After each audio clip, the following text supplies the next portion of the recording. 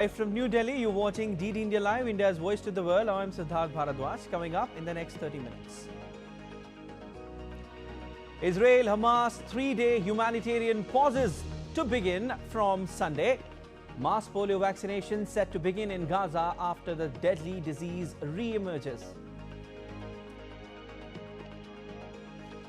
Russia pushes on key Ukraine city while Kyiv's Kursk incursion slows. Zelensky presses US to greenlight deeper strikes into Russia. China and Philippines vessels collide again in disputed waters of the South China Sea. Blames each other for escalating tension. Third incident in 2 weeks. In a tug of war for upcoming US presidential polls, series of criticism and commitments. Harris pulls up Trump over Arlington Cemetery visit. Trump commits waiver for small amount of marijuana. Indian para-athletes to compete in medal events in shot put, high jump and archery in the ongoing Paris Paralympics 2024. Competitions to take place in badminton, shooting, rowing and athletics as well.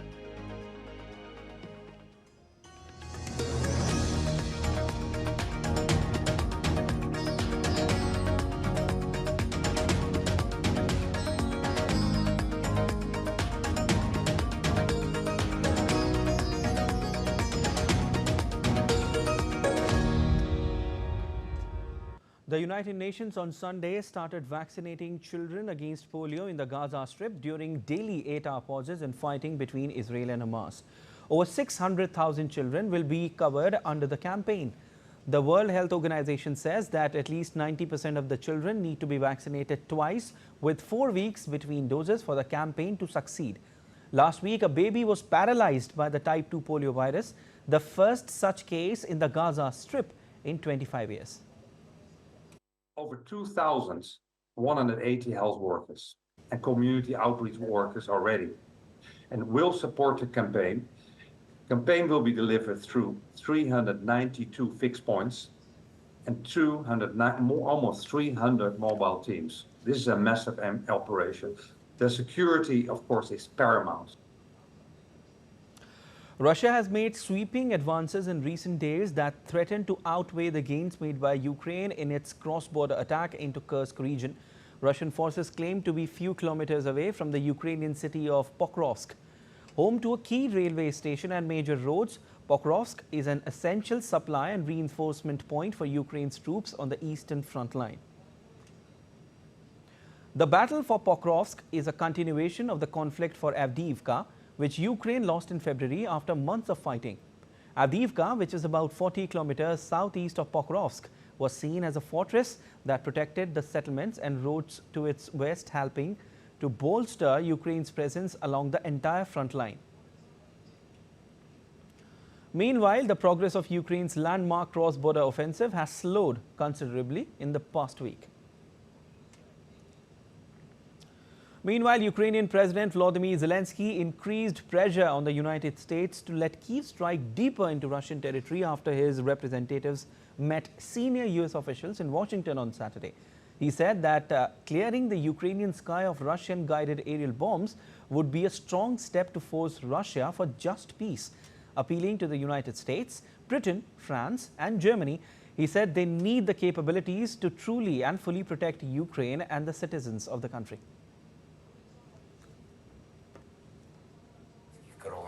Clearing the Ukrainian sky of Russian-guided aerial bombs is a strong step to force Russia to seek an end to the war and just a peace. I appeal to the United States, the United Kingdom, France and Germany. We need the capabilities to truly and fully protect Ukraine and Ukrainians. We need both the permissions of long-range capabilities and your long-range shells and missiles. Tension seems to escalate between China and Philippines in disputed waters of the South China Sea. Both the countries have accused each other of ramming Coast Guard vessels in a disputed area of the sea. The Philippines has claimed a Chinese ship directly and intentionally rammed into its vessel, while Beijing has accused the Philippines of deliberately crashing into a Chinese ship. Saturday's collision near the Sabina Shoal is the latest in a long-running and escalating row between the two countries over various islands and zones in the South China Sea.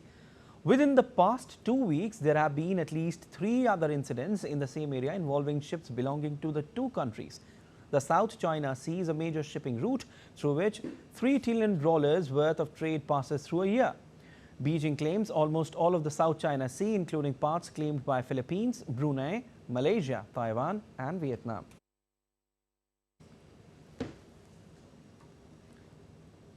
As election fever grips the United States, campaigning in the battleground states intensifies, with Republican presidential nominee Donald Trump launching a series of attacks on his rival, Democratic nominee Kamala Harris. But the latest opinion polls present a troubling picture for Trump, showing a decline in his support base since Harris became the official Democratic candidate. DD India's Mihir Mekhuri has more. As the race to the White House heats up, Pennsylvania emerges as a key battleground. After narrowly surviving an assassination attempt in July, Republican presidential nominee Donald Trump took center stage on Friday with a high-stakes campaign rally in the state, underscoring its critical role in the election. 67 days from now, we're going to win Pennsylvania. We're going to defeat Comrade Kamala Harris. Back in Washington, D.C., while attending the annual summit of the conservative organization Moms for Liberty, Trump launched a veiled attack on Vice President Kamala Harris, branding her as a defective person and escalating the rhetoric in their emerging rivalry. She's defective. She's a defective person. And we don't need another defective person as President of the United States. We just had that. Despite Donald Trump's vigorous campaigning, Democrat nominee Kamala Harris has surpassed the former president in at least 8 polls conducted since the Democratic National Convention. Now let's take a closer look at some of these key opinion polls. In a Wall Street Journal poll, Kamala Harris is backed by 48% of respondents, while Donald Trump has 47%. A Reuters Ipsos poll found Kamala Harris holding a 45% edge over Donald Trump's 41% among registered voters. In an outward intelligence survey, Kamala Harris leads Donald Trump by more than 5% in a two-way contest, with 52.6% compared to Trump's 47.4%. In Quinnipiac's first poll of likely voters, Kamala Harris holds a 49% edge over Donald Trump's 47%. In a Suffolk USA Today poll, Kamala Harris leads over Trump by 5 percentage points among likely voters, with a margin of 48% for Kamala and 43% to Trump.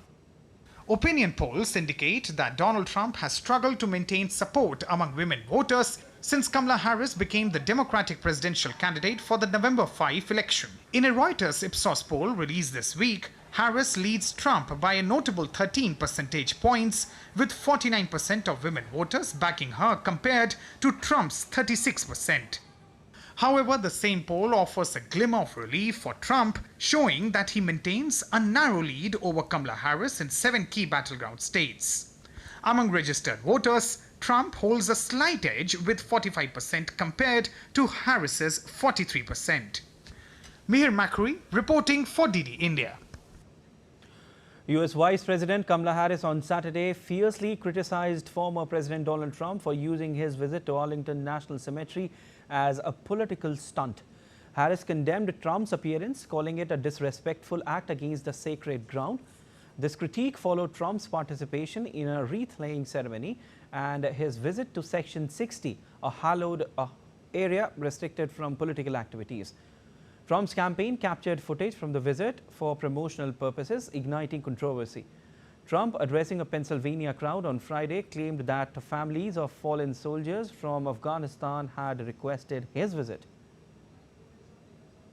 While I was there, those families that asked me to be there, as they said, 3 families plus 1 soldier who was horrifically injured, both legs and an arm.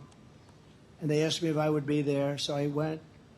And while we were there, they said, could you take pictures over the grave of my son, my sister, my brother? Would you take pictures with us, sir? I said, absolutely, I did. And then I said farewell. I said goodbye. And last night I read that I was using the site to politic, that I used it to politic. This all comes out of Washington. Former U.S. President Donald Trump on Saturday publicly endorsed constitutional amendment in Florida to legalize recreational cannabis. In a social media post, Trump declared that personal amounts of cannabis will be legalized for adults, asserting this change will happen whether people like it or not. As the Republican presidential nominee, Trump urged state lawmakers to draft laws prohibiting marijuana use in public areas to prevent the criminalization of individuals in states where cannabis is legal. He further commented that it is unnecessary to ruin lives and waste taxpayers' dollars arresting adults with personal amounts of it on them. Marijuana is legal in some form in nearly 40 states. And still to come on this edition of DD India Live. Two-day national conference of the district judiciary to end today. President of India to address the closing ceremony. Venice Film Festival shines with star-studded premieres and appearances. Rohan Bopanna and his Australian partner Matthew Ebden advanced to the third round of the US Open men's doubles.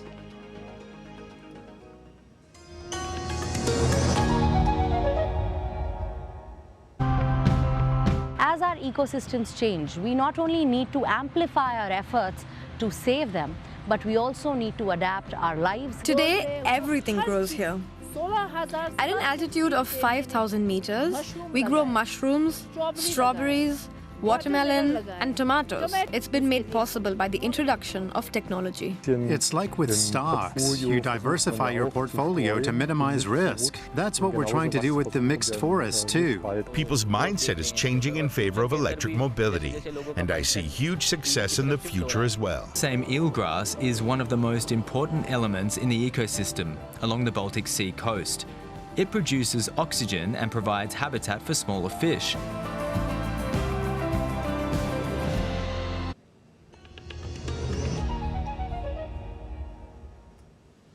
You're watching DD India Live. I'm Siddharth Bharadwaj. Britain's Labour Party announced plans to deliver the most packed legislative agenda for a new government in decades to improve employees' rights and greater protection for renters. With Parliament due to return from its summer recess on Monday, the authorities of the House of Commons have assured that in next few months, the government will introduce legislation intended to tilt the power from employers to workers and allow tenants and to challenge unreasonable rent increases. Food aid has started reaching conflict-torn Sudan. However, UN has warned that the aid is still less than what is required. UN also called for an early negotiation between warring parties in the African nation. United Nations has started delivering food aid on the ground in Sudan that is not only facing internal conflict between two armed forces but also facing floods. UN Deputy Secretary General Amina Mohammed, during her visit to the Audrey border crossing while calling for a resolution to fighting in Sudan, said that food aid is reaching Sudan but said it is insufficient. She was visiting a border post in Chad to witness the passage of humanitarian convoy. Succeed in Sudan yet. This is a small amount. We did not succeed in Chad. It's a small amount. So the crises in the world are many, and what we need for the international community to do is to bring more resources. Today we are funding maybe 18 to 25, 30% of the needs. So commitments made by governments need to be fulfilled so that we can help the people of the world in need, those that are in need. In a tragic incident in Mississippi where 7 people in fact dead and dozens injured after a bus traveling westbound left the roadway and overturned in east of Vicksburg, Mississippi. The Mississippi Highway Patrol reported that the incident occurred at midnight on Interstate 20 near Bovina in Warren County. The injured have been taken to the nearby hospitals. And the ban on X in Brazil has taken effect. This comes after the Elon Musk-owned platform failed to meet a deadline set by a Supreme Court judge to name a new legal representative in the country. With this, Brazil has joined a small group of nations where X faces restrictions. China banned X, formerly known as Twitter, in 2009, just 2 days before the 20th anniversary of the Tiananmen Square massacre.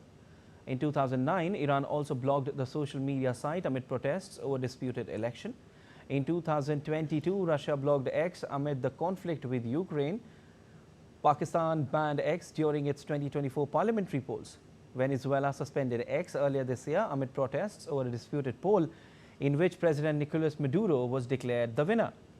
X, along with YouTube and Facebook, is banned in North Korea, where access to internet is closely monitored by the government.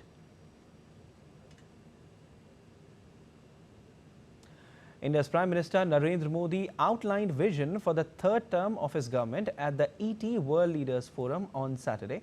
Addressing the forum, PM Modi said that India is scripting a distinct success story in every sphere of life. PM reiterates that 21st century will be the century of India. Bharat आज एक अलग ही success story लिख रहा है। भारत में हमने reforms का असर अपनी इकोनॉमी की परफॉर्मेंस में देखा है। यहां तक कि भारत ने कई बार प्रिडिक्शन से भी और अपने पीयर से भी बेटर परफॉर्म किया है। जैसे पिछले 10 सालों में ग्लोबल इकोनॉमी 35% बढ़ी है, लेकिन इन्हीं 10 सालों में हमारी इकोनॉमी करीब करीब 90% बढ़ी है। ये वो सस्टेन ग्रोथ है जो हमने हासिल की है। ये वो सस्टेन ग्रोथ है जिसका हम वादा करते हैं, और ये वो सस्टेन ग्रोथ है जो आगे भी जारी रहेगा। PM added that there has been a transformational change seen in the lives of Indians. बीते वर्षों में भारतीयों के जीवन में हम बड़ा बदलाव लाने में सफल हुए हैं। हमारी सरकार ने भारत के करोड़ों करोड़ नागरिकों के जीवन को छुआ है। देश के नागरिकों को गुड गवर्नेंस देना ये हमारा संकल्प है। रिफॉर्म, परफॉर्म, ट्रांसफॉर्म ये हमारा मंत्र रहा है, और देश के लोग भी हमारे इस सेवा भाव को देख रहे हैं। देश के लोग बीते 10 वर्षों में देश की उपलब्धियों को देख रहे हैं। इसलिए आज भारत के लोग एक नए विश्वास से भी भरे हुए हैं। विश्वास खुद पर, विश्वास देश की प्रगति पर, विश्वास नीतियों पर, विश्वास निर्णयों पर, और विश्वास नियत पर भी है।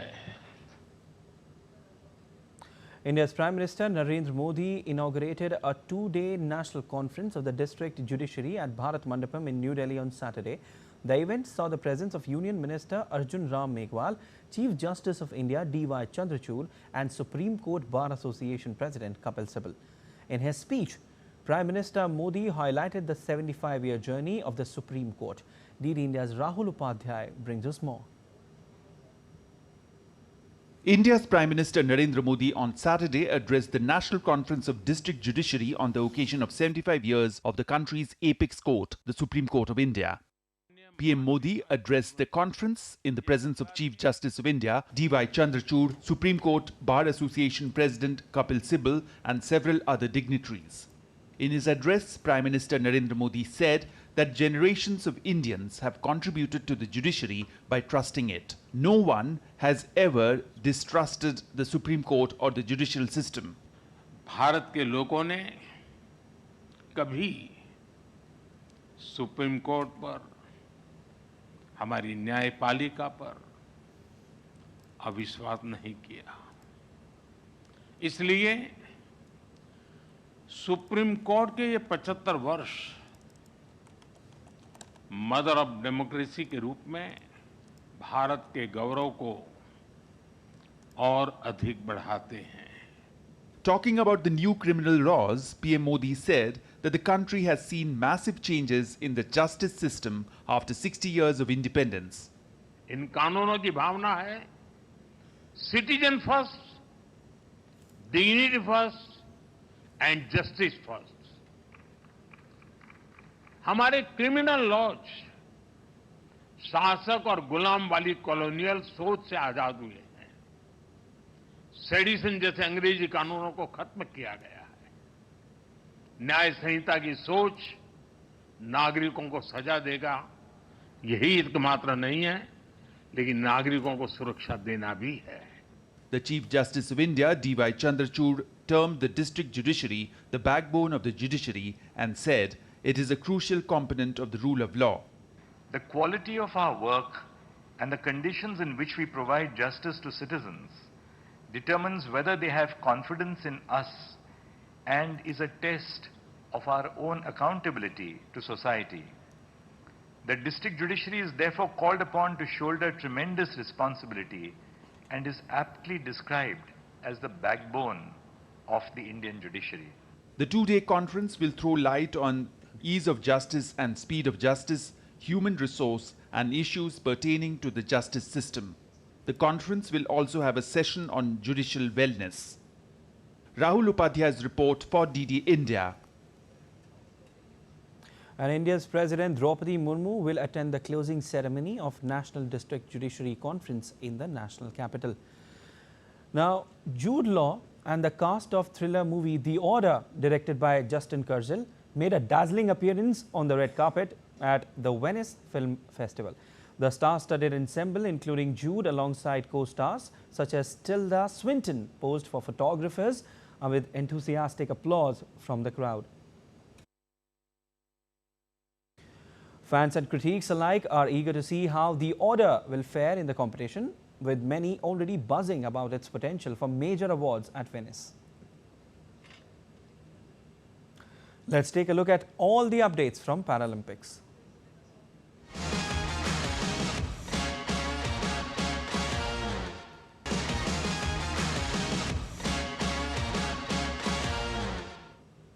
Indian Paralympians Avni Lekra and Preeti Pal are poised to secure their second medal in the 2024 Paris Paralympics on Sunday. Lekra will partner with Siddharth Banu in the mixed 10-meter air rifle prone SH1 event, showcasing their precision and skill in shooting. Meanwhile, Pal returns to the Stade de France track to compete in women's 200 meters T35 race, aiming to add another accolade to her Paralympic achievements. In men's badminton singles, India's Sukant Kadam will battle compatriot Suhas Yathiraj in the semi-finals of SL4 category. Regardless of the match outcome, India is guaranteed a medal in this event. Additionally, Nitesh Kumar will compete in the semi-final of the men's badminton singles SL3 category with aim to contribute to India's medal tally at the Paralympic Games. And India's Rubina Francis held her nerves to win bronze in the women's 10-meter air pistol SH1 event on Saturday. Rubina secured the bronze by shooting 211.1 at the ongoing Paralympic Games in France. The 25-year-old shooter remained in the top 4 for the majority of the event, finishing in the podium spots. The Indian shooter even reached the top 2 spots in her 19th and 20th shots, but could not manage to hold on to the position. She finished with 211.1 points behind Iran's Sareh and Turkey's Aysel Ozgen. Rubina makes it India's 5th medal at the 2024 edition of the Paralympic Games. This is also India's 4th medal from the shooting contingent as well. Counterpart Partner Matthew Ebden advanced to the third round of the US Open men's doubles by beating Spain's Roberto Carballes Baena and Federico Coria from Argentina. Second seeds Rohan Bopanna and Matthew Ebden moved to third round with a comfortable 6-2, 6-4 win over the Spanish duo. Bopanna also won in the mixed doubles with Indonesian pair of Aldila Sutiati. And seeded 8th, they battled past Germany's Tim Pütz and Dutch player Demi Schuurs.